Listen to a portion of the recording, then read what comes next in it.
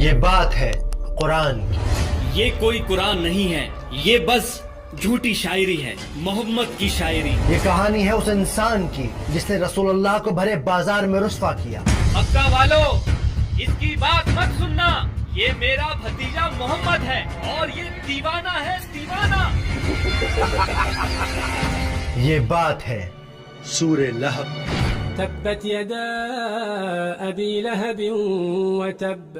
سورہ لہب مکہ میں اس وقت نازل ہوئی جب ابو لہب نے ظلم کی ساری حدیں پار کر دی.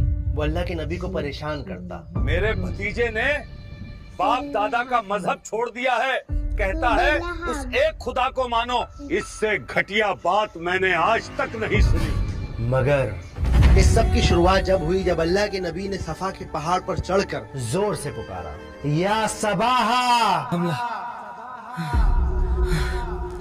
اس کا مطلب تھا کہ اے لوگوں